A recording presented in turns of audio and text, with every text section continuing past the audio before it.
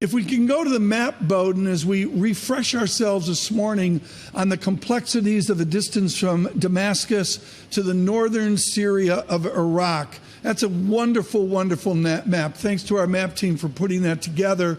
The blue is the emotion of what to do as 2,000 American troops will exit and 60,000 Kurd troops will have to find something else to do. We have the perfect guest this morning for a briefing on this. Martin Schenker is our Chief Content Officer. Josh Wingrove and others are catching up with the New York Times on this announcement late last night.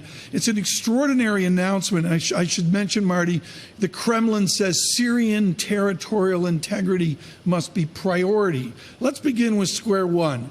Is the body language here that the president did this ad hoc, almost unilaterally? It almost seems like this is, the foreign policy of Donald Trump at its, stark best, where he decides right. what the policy is going to be. And it's ex-Bolton is a key thing, because in January, Erdogan wouldn't even meet with Mr. Bolton. That's right. And don't forget, Turkey took these air defense systems from Russia that was considered to be a real strategic problem for the U.S.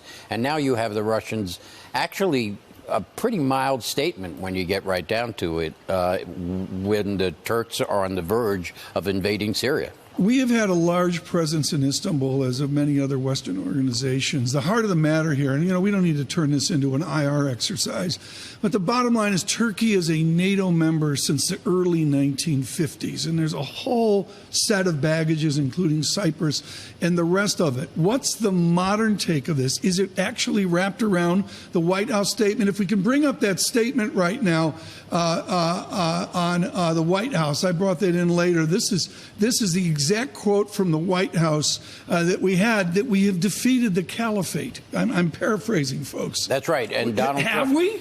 Well, according to Donald Trump, we have. And there clearly the state no longer exists in that region. But many people in the national security apparatus have said it could easily reassert itself in the absence of the U.S. Presence there. So, right. Turkey has been our ally, but then the Kurds have been even a bigger ally, and they've been shunted aside. And here's the statement, and those quotes are White House quotes. United States Armed Forces will not support or be involved in the operation, and United States forces having defeated the ISIS territorial caliphate will no longer be an immediate area.